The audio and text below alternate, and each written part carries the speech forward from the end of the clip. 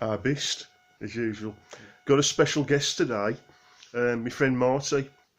You may recognise Marty. Martin Buckingham, who was also in one of Anna Breese's original videos. He's come over and we're going to do some leafleting, well within the law.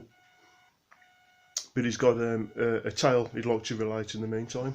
Marty, over to you. Yeah. There you go. All yours, buddy. Well, greetings to everybody.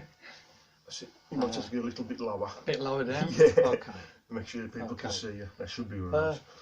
I'm just going to share a story. I was just going to relate this really to Lee, but I thought maybe it has some value in being shared with people. I remember Lee mentioning he used to work when he was a younger man with a Norwegian gentleman who had fought in the resistance against the Nazis. And I'd not shared with Lee because we'd not had time to talk about family sides of things and my family background. But on my mother's side, she's from overseas. I remember there was an incident once on Leicester Market. I was serving a customer. This Indian lady looked at me, older lady, and said, "You're not from round here, are you? Where are you from?" I said, "Well, no, I am. I'm born in Leicester and my dad's from Leicester, but my mother comes from overseas." And she was born in Mamel on the Baltic Sea in a country called Lithuania. And she had a German mother called Maria. That's a picture of Maria, my grandma. There's another picture of Maria, stamped, a stamped document that is. It's got the Nazi insignia, a swastika, stamped on it. And her dad was a Lithuanian, and his name was Franz Graichus, and that's him in his army Lithuanian uniform. My granddad, Franz Graichus. And my mum, that's my mum, marrying my dad in the 50s. She came to this country in the early 50s and married my dad in 1954. And that's a picture of the wedding that took place in Germany later on. On my dad's side, his family came from Aston originally, and the whole family, for some reason, upped sticks and moved to Leicester. And that's my dad's dad, Harry Buckingham, marrying Annie from Coventry. That's a picture from 1912. And my mum and dad together there. And as I say, my mother was born in a place called Mamel. She remembers many happy days of sandy beaches. That's an old black and white postcard with deer that used to wander around on the beaches, with fishing, and she had a happy life. And then she loved her mum and dad very much.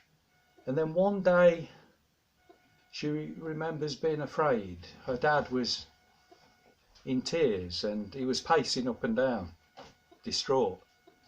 And he said, "This man Hitler is the cause of all our problems, of all our troubles." And Maria, that's my grandmother, my mum's mum, her brother came, and his name was Hans, and he says, "Maria," he says, "take my advice, sell the restaurant." She had a restaurant with a lot of Jewish clientele. He said, "Sell it, because the Jews will start disappearing. They're killing them, Maria. They're rounding up people. And she says, these things can't be true. Hans, they can't be true, surely. He says, no, they are true. He says, there's no future in any of this. Take the kids and go to Germany. Get out of here. And he himself was one of the last people flown out of Stalingrad before the Sixth Army was cut off. He was flown out with wounds, and in the hospital back in Germany, he noticed all the soldiers with him in the hospital ward were disappearing, and he realised that they were being, in his thoughts, killed off, gotten rid of, and he didn't want to be next. So he got his clothes when he had opportunity, and he went home and later died of his wounds in his own house. My mum remembers as a little girl being taken by her mother to this big demonstration. Not demonstration, it was more of a the Nazis had come. Hitler was there with the entourage speaking from the balcony in Weimar, which was this building, and he was doing one of his speeches and ranting and raving, and my mum said to her mother, she says, Mutti, she says, Mother, warum schreit dieser Mann so? Why is this man screaming so loudly? Is he verrückt in the Kopf? Is he crazy in the head? And her mum said, Ruth, whether he's crazy or not, time will tell. But for the time being, we don't speak Lithuanian anymore. We speak German. And my mum could speak fluent Lithuanian, and she had to speak German. And she remembers things had changed, and they went back. The dad, Franz, he left and he joined what there was of the Lithuanian resistance, because there wasn't very much, to be honest. Most just capitulated to the Nazis and gave in, but he was one of the few that resisted. And she never saw him again. At some point before the end of the war, he was shot, either by the Germans or the Russians that came in 1944. So he was caught between two ferocious beasts, the grey beast and the red beast, and both were vicious beasts. And so my mum had a hard life. She went back with her mother and her little brother, little sister, and through East Germany, back into Germany, and settled in Bremen, Achim, a little town 15 minutes from Bremen, where she grew up and later came to this country to work with children. Didn't plan to stay here, but met my dad and then settled down here. On my dad's side,